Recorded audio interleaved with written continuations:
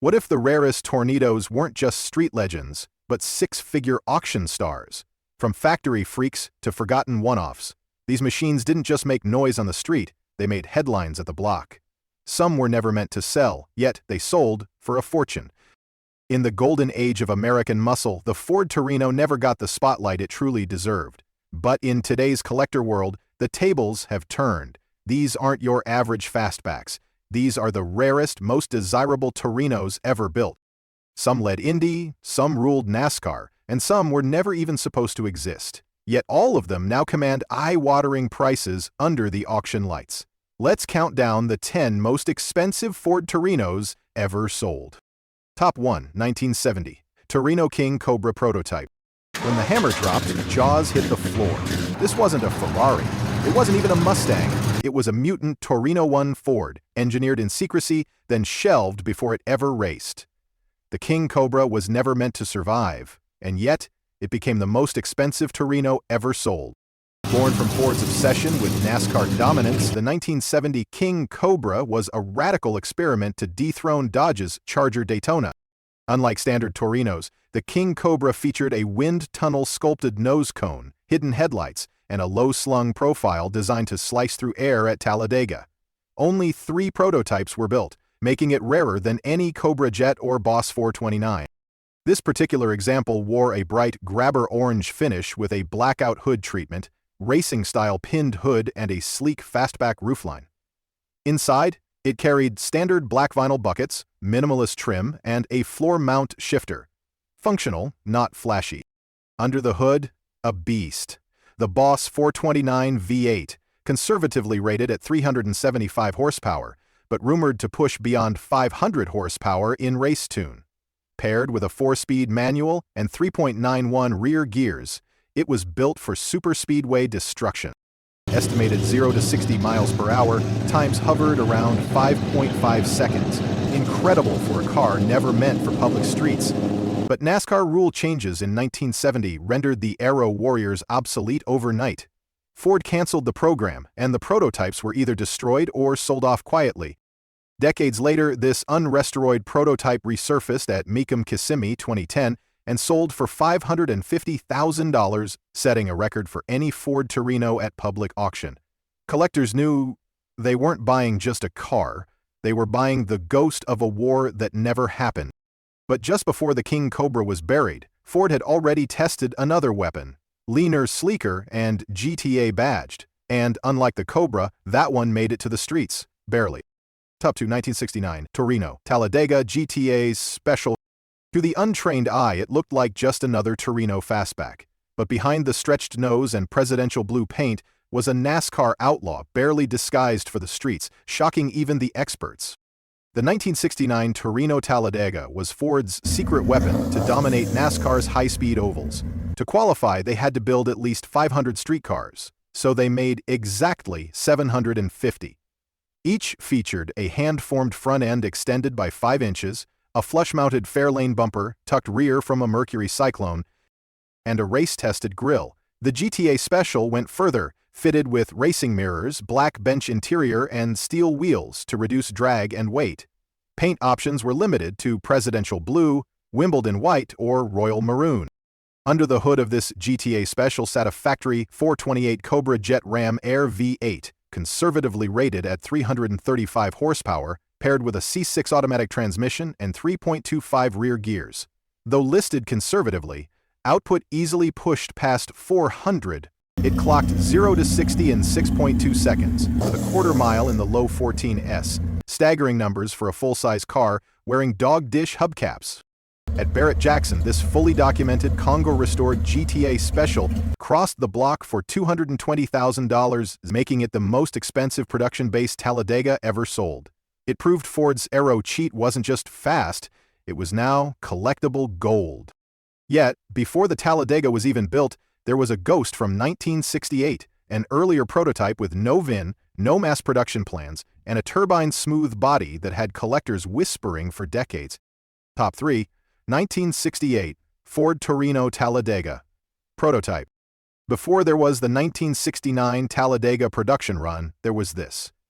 A lone wolf, hand-built, behind locked doors at Ford's Design Center in 1968. The very first Torino to test the wind, and to signal Detroit's next big aero war would later surface at auction. This 1968 Ford Torino Talladega prototype wasn't just a styling mule, it was the actual aerodynamic proof of concept. Painted in Wimbledon white and equipped with custom-formed aluminum front panels, it featured a sleeker nose than any factory Torino had ever worn. The signature flush-mounted front bumper, faired-in grille, and tapered rocker panels were all present here months before any of it reached production. Built on a Fairlane chassis, the prototype also had early racing suspension geometry, 15-inch steel wheels, and oversized fender lips to mimic high-speed body movement under downforce. Beneath the prototype's hood sat a 428 Police Interceptor V8, not yet labeled a Cobra jet, paired with a C6 automatic. Though never dyno-tested officially, the engine was estimated around 360 horsepower, capable of 0 to 60 in under 7 seconds. Unlike later Talladegas, this one had bucket seats and full instrumentation, suggesting it also served as an executive evaluation unit. It bore no VIN, only a Ford experimental tag.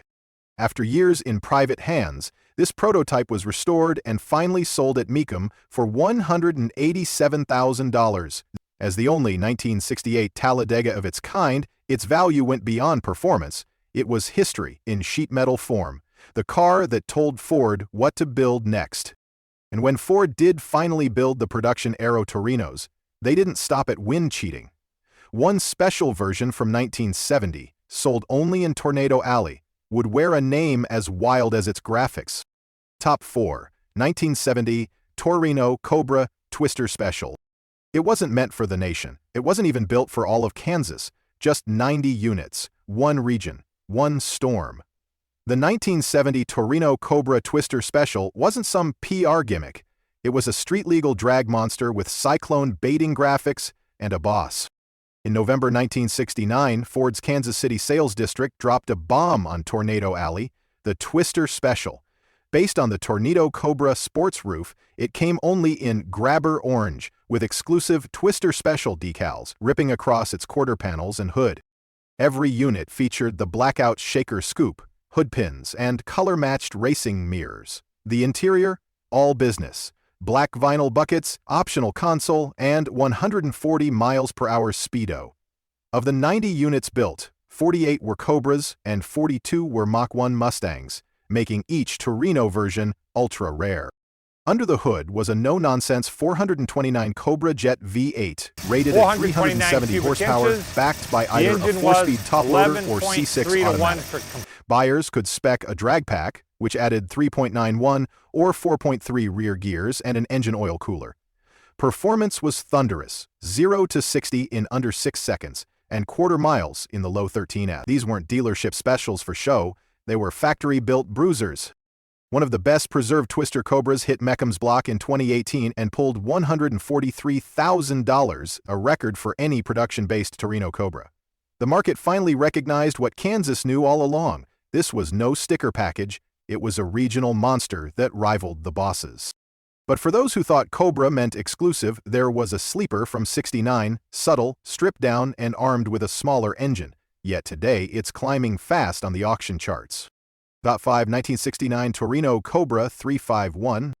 It didn't have a 428, no wild stripes, no winged nose, just a clean fastback and a 351 badge, most dismissed. But, decades later, one humble 1969 Torino Cobra 351 shattered expectations, proof that sleepers eventually get their spotlight. The 1969 Torino Cobra was Ford's answer to the muscle car arms race, but not every Cobra came with a big block. In fact, a small handful were equipped with the 351 Windsor V8, the lightest and most nimble engine offered. This particular car came in black jade with a Ram Air hood scoop, color-keyed mirrors, blacked-out grille, and optional Magnum 500 wheels. Inside, it featured high-back black vinyl bucket seats, a Hurst floor shifter, and a 6,000 RPM tach, rare for a small block Cobra. Despite having just a 351 CI-V8, this Cobra was no pushover. The engine pumped out a healthy 290 horsepower, and in a lighter package than its 428 powered siblings, it was surprisingly quick. 0 to 60 miles per hour in 6.5 seconds. Fewer than 350 units were built with this specific drivetrain and appearance combo, making it far rarer than most realize. Even more shocking? This one came factory-equipped with the competition suspension package, traction lock rear, and a close ratio 4-speed. At a 2022 collector car auction, this 351 Cobra, restored to concours spec with full documentation, crossed the block for $110,000, a record for a small block vehicle. Once overlooked as the cheap Cobra, it now represents the perfect mix of rarity, performance, and collector mystique. Still, the 351 had its limits. For serious torque and Indy-level heritage, you had to look back to 1968, when Ford dropped the top on a Torino and handed it the keys to the brickyard. Top 6. 1968. Torino GT Convertible, Indy 500 pace car. It led the pack at Indy in '68, before GTOs, before Hemis, before the flag dropped. But this wasn't just any convertible. The 1968 Torino GT Indy 500 pace car was a factory-sanctioned icon built in ultra-low numbers. To celebrate its role as the official pace car for the 1968 Indianapolis 500, Ford built a small batch of Torino GT convertibles, most painted Wimbledon white with red pinstriping and special official pace car graphics. These weren't cosmetic-only builds. Underneath the long hood sat the proven 390 cubic inch V8, backed by either a C6 automatic or 4-speed manual, depending on buyer spec. The front end wore quad headlights and a distinct blackout grille, while chrome trim surrounded the windshield and rocker panels. Inside, it was all luxury muscle, red vinyl bucket seats, optional console, and factory tach. Many included air conditioning, power top, and AM radio, making it as much a cruiser as a symbol of Ford's presence at the brickyard. Total production? Just 709 units, with only a fraction bearing the full Indy Pace Car graphics. The car that sold at auction was a rare survivor, matching numbers, restored to OEM spec with verified Indy livery and documentation. The 390 V8 made a stout 395 horsepower, enough for 0 to 60 miles per hour in 7.5 seconds, more than respectable for a luxury convertible of its era. At Mecum Indy 2017, this Torino GT pace car hammered for $96,000, cementing its status as one of the most collectible drop tops in Ford's muscle portfolio. But what about the sister car? Same model year, same convertible body, minus the parade graphics, but hiding something even rarer under its skin. Let's just say, it didn't need a track to prove its worth. Top 7, 1968, Torino GT Convertible.